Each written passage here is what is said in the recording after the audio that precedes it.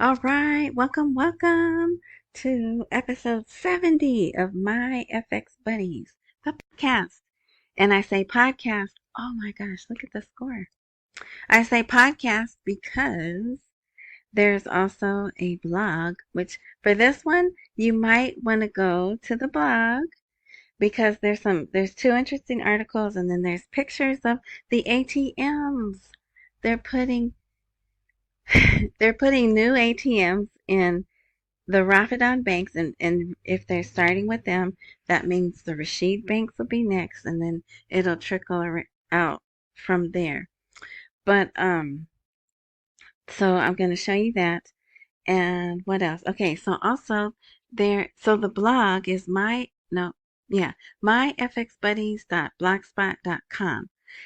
So I tried to get to the website through myfxbuddies.com, and I don't know, it's giving a weird message, so I'm going to stop talking about that. Maybe over the weekend I'll fix it. Maybe not.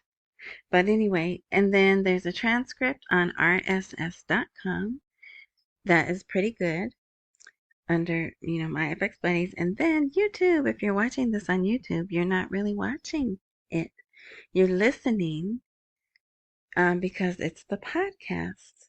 But if you look under the box that appears to be a video, there's the word more. Click on the word more, and then the link to the blog is there. And then also there's Rumble. If you just want to watch the video, you don't want to see the complete articles, Rumble, My FX Buddies, that's where the video is. All right, so let's get into it. And it is Friday. It's Friday, so this is going to cover news from Thursday the 13th and Friday the 14th. All right, so we'll just get into it. So the title is Parliament Asks the Presidency to Approve the Budget Schedules. So we were wondering what was going on. Is there a court case? I'm still not sure. I do know there was a challenge. The word they're using is challenge of the schedules. So let me just tell you what I think happened. So they did, well, there's two headlines. Parliament asked the presidency to approve the budget schedules. So the way that it says ask, does he need to do it? Can he reject? Say, no, thank you, I don't want to do that? Or is it saying, okay, everything's done now. Here, go ahead and sign the budget schedules, right? So this is the latest. This is today, okay? And it is legitimate because here is the legal document with their gold foil and the signatures, and I think a stamp. There's a stamp somewhere too. No, not on this, but whatever. So it's a weird translation, but it just says to the office of the President of the Republic regarding the parliamentary decision. Good greeting. We are sending you Parliamentary Resolution No. 64 of 2024, voted on in session number 27, held on June 3rd, 2024, and some other stuff we don't really need. Then it says, with respect, and it says accompaniments. The resolution, right? So I'm guessing the schedules, the budget schedules, and a disc, a CD. So that was sent to him. Okay, but so the normal road, I'm going to say road, for a law in Iraq to be passed is it gets to Parliament, they read and vote on it 3 times. After the 3rd vote, it's final. The next place it goes is the president, and he has 15 days to ratify. His signature will ratify the law. Or if he doesn't want to ratify it, it just sits on his desk for 15 days. Then it goes to be in the Gazette regardless, right? And I think why they did that, somewhere, I guess in the Constitution, the president is always a Kurd, right? So everyone else can be whatever, but the president of Iraq is supposed to be a Kurd, okay? So it's because there's supposed to be one Iraq, right? Because the Kurds have their own everything. They're enough to be their own little country. But we came along and we're like, no, we want you and Iraq, and then the southern part of Iraq, we want you all to be one Iraq. And yeah, it's finally seeming to come together, but it's still not really. But anyway, so these schedules took a totally different route. And part of it is because there is ambiguity. Is this a law? Does it have to go through what the laws go through? Or is it just an amendment to the law, which you would think wouldn't need to be read and voted on 3 times and then go to the president to be signed? So they voted once, right? Parliament voted once. Now, this is what I can see from the articles. Parliament voted and approved them once. It took maybe a day or two, and it went to the Gazette, right? And then we expected it to be in the Gazette, and lo and behold, it was not. So then we were like, what's going on? Then word came out. That's my phone. Word came out of a challenge by at least two people challenging, and there's a court case document. We saw the documentation, everything, but there wasn't a date, right? I don't think it had a date. So the next thing that we saw in the news was the budget schedules were with the real estate department, and the real estate department made changes to some of the numbers, right? And then the next thing we saw after that was it went back to the government, and we were like, okay, what's going on now? And then this is the latest. Oh, wait, no, there is an article. Let me see. Let me see if I can find the article real quick. Here it is. So this came out yesterday, Wednesday. See, Wednesday. So excuse me, it came out Wednesday, the 13th. Legal source. The federal government is preparing to veto the budget schedules. So, like, what? What do you mean they're getting ready to veto them? And is there one more? No. So it says a legal expert, whatever his name is, favored the federal court's vote on the unconstitutionality of the budget schedules, attributing this to the appeals submitted by the representatives. And now, what was their beef? What was their issue? It didn't have final accounts, right? They were saying there's no final account for 2023 and 2024. Well, let's see. F final. Here's something that came out also on the 13th. A plan to complete the final accounts. What is it? So this also came out Thursday. The Federal Office of Financial Supervision announced today, Thursday, the development of a systematic plan with specific completion dates for the final accounts for the remaining previous years. Because the last year that they did a final account for was 2015 and 2016. Now they're working on 2017. So there's something here that they did, or they're telling someone what they will, what they're comfortable sharing in an article, right?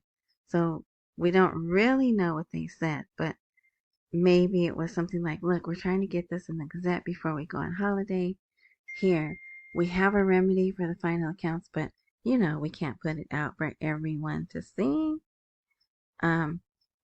So, so it seems they've been working on stuff behind the scenes, and now they've gotten the point.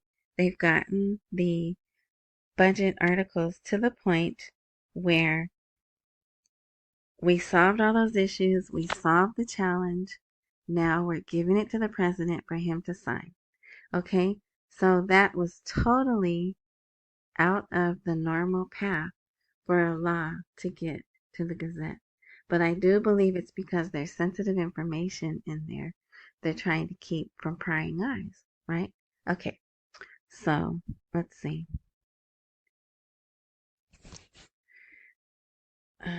Yeah, so that's it for now. So we'll see what happens. He's still in, oh, sorry, he's still in the 15 days, right? So they voted on and passed it June 3rd. So 15 days takes us to the 18th. But the 18th is smack dab in the middle of their holiday. So to me, it's looking like it's not going to happen until after the holiday. But, it is what it is. Okay, so we're done with the budget. Hopefully that I tried to keep you in the steps. So yes, that was all over the place, but that's because that's how Iraq is. And you have to put the pieces together, right? Yeah, okay. So now we'll go on. The only other thing that I really want to talk about this is a nice article. Iraq and the United States are discussing efforts to form a joint business council. So you can read that. I already read that. Here's an announcement. An American network announces the cessation of attacks on restaurants. So having the security teams out there in front of them kept them from getting attacked, vandalized, whatever, right? This is interesting. Barzani and the commander of the International Coalition Forces, which is us basically, but it's one of those names. Remember, I was telling you they've changed our names. The importance of maintaining security and stability in Iraq. So there's that if you want to see that. Here, this is interesting too. After the recent jumps, a reading of the future of dollar prices after UNAMI leaves Iraq. Oh, and the price closed around 1,470 dinars per dollar for Friday evening. Okay. All right. So this is another professor, not anyone part of the government or anything. And he's saying the rise in the exchange rate of the parallel market during the past 48 hours is not a worry. Don't worry. It's only within certain circles, and it's for the holiday. So after the holiday, it will, it's going to go back down again. So we hope. But it says the departure of the UNAMI mission gave a feeling that Baghdad will emerge from international guardianship, and this strengthens confidence in the Iraqi dinar, in addition to the policies of the central bank having an impact. But the dollar will remain within a safe range away from the difficult changes that it has gone through for months, and by which the poor classes were affected by its reflection on prices in the markets.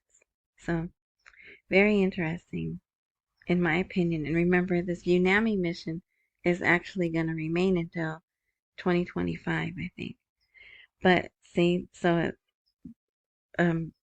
Baghdad so badly wants to say, we're free. There's no guardianship over us anymore. Okay.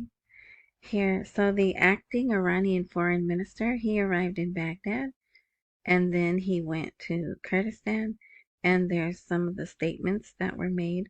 They held a joint press conference. If you'd like to read those, you can. This is interesting. Iraq seeks to attract foreign investment by amending its laws. So the reason that I find this interesting is because we know there's laws just waiting to be passed. With the rate change, then they need these laws, and then they can move forward. And also, this was involving the World Bank. And I think I saw something about Saudi Arabia. But yeah, so and one thing I don't like is it looks like this article is saying the World Bank is in on helping adjust the investment laws. And they're supposed to be sovereign, right? But anyway, so that's there if you'd like to read that. This is interesting. Launching the application form for contract appointments in the budget. So they opened a website and you can go and you can apply for budget appointments. And then it says contracts, but after the holiday. So I believe they can apply for jobs, right? But it says this money is coming from the budget. The money's coming from the budget. So see, they have, this is what it looks like. This, if you're not looking, it's in Arabic. It has the logo there. It's colorful.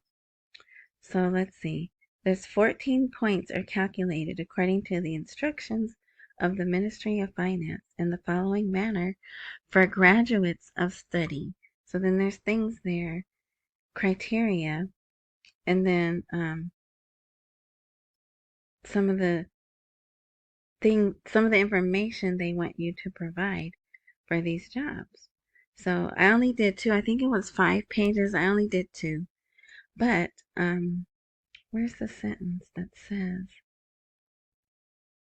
apply for federal budget appointments, the launch of the specified link after a holiday, noting the electronic form. Yeah.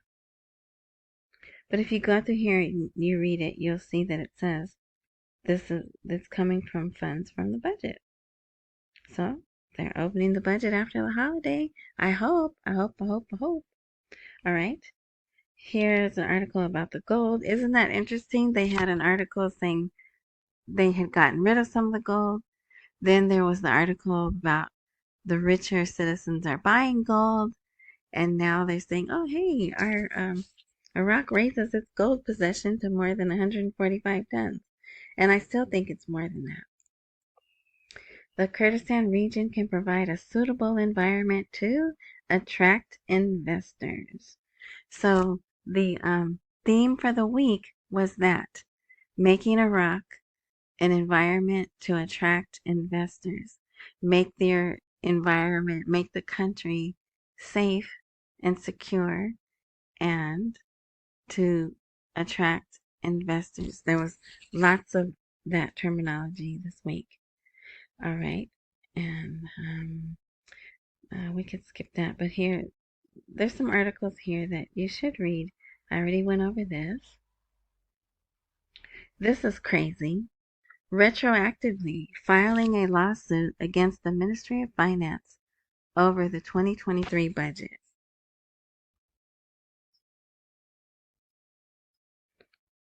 So,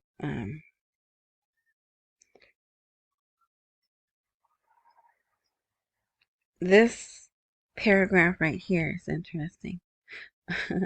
Oh, well, first of all, it's like, really? You're going to wait till halfway through 2024 to sue for 2023 budget, right? Anyway, the price of a barrel of oil in the budget was $70, but the government sold oil at around $79, meaning there's an increase of up to $9 for each barrel. And the law is clear in its text about allocating 30% of the increase to pay the province's dues. So basically, they want to know, where's that money? What happened to that $9? But why would you wait till now to bring this up? Oh my gosh, right? But anyway, so there. This is interesting, but I don't really have time to go over it. But here's the title. The UAE imports rare, R-A-R-E, and it's in quotation marks, oil shipments from Iraq and Saudi Arabia. So I'm wondering, is this expansion? Is that a country they don't normally export oil to? I don't know. So for now, it's rare. But if they continue to do it, then it, to me, in my mind, it's an expansion, which will mean more money, right? They're selling more oil, more income for them. But time will tell. Hopefully we won't be here, but all right, here Iran offers Iraq its contribution to the path of the development road. But isn't that interesting? Do we really want Iran involved? They probably will be. Here is, here's my one article, my one commercial. If you were self-employed in 2020, 2021, the government has a program where they are rebating taxes back. Oh, you had to file a Schedule C and a CE.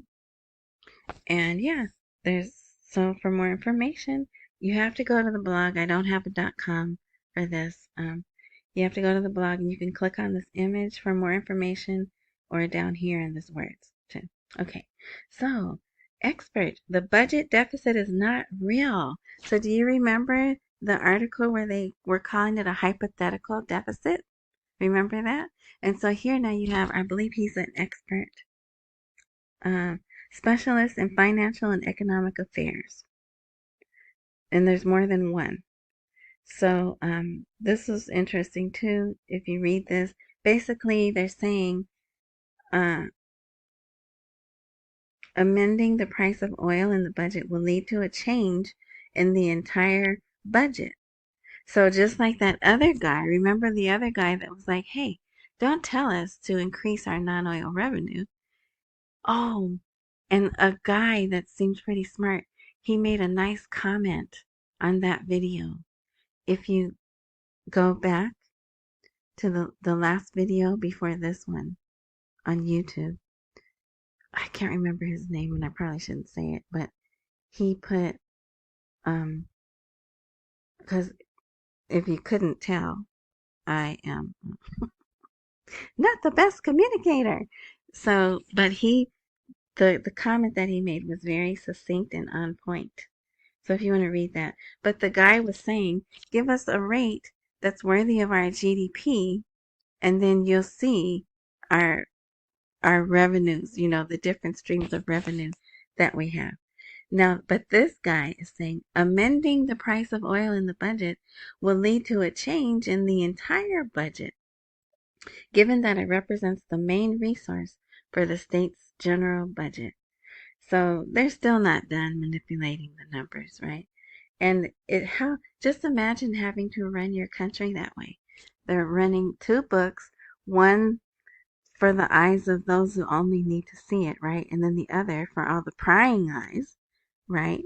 I have no business looking at a 3 years worth budget of Iraq, right? But who am I to be looking at their budget, right? But I am. So once they release the rate, and then they won't have to worry about hiding things anymore. So this was interesting, and not very much was made about it. But Sudani contains new wave of protests in southern Iraq. So these people, now he talked to 20 different people, but I thought it was 5 cities, 5 provinces they were going to strike. I keep saying strike. They were going to demonstrate for living conditions. See, it says 50% of the population lives in poverty, according to who you ask, right? And they want jobs. They want to get rid of corruption in the local governments and the overall country government. Sudani said to them, restoring the trust of the people in the political process is among our most important challenges. The legitimacy of any political system lies in its ties to its people. And so you can see here in the picture, there's a room full of people of all kinds, right? Regular dress, business suits.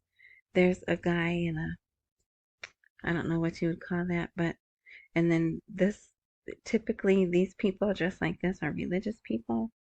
So a variety of people were there. And whatever he told them, wink, wink, whatever he told them, I'm thinking he probably said, I'm working on some things. Can you just give me a little more time? I'm trying to get this new rate, trying to get the budget done, which will open up the jobs that you want. He probably said, I want to get rid of corruption as much as you do, but it takes time. But yeah, so he told them something which held them off from having their demonstration. So We'll see.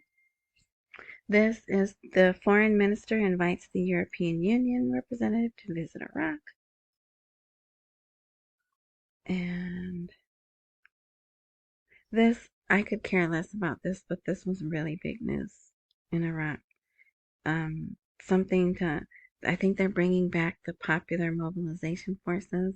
I don't know, but I put the article there for someone that may want to read it. Okay, we're going to close out with this, I believe. So the ATMs, big articles, lots of articles about Rafidan Bank begins deploying ATMs in its main branches. And here's a crane dropping off an ATM machine, right? Still in the box. So they go on to say there'll be in institutions, commercial areas, and malls in implementation of its strategic objectives in enhancing the spread of the bank's services in accordance with Rapidan's strategy to enhance financial inclusion and provide the best services to its customers. So here's a brand spanking new one. Still got the tape on the display.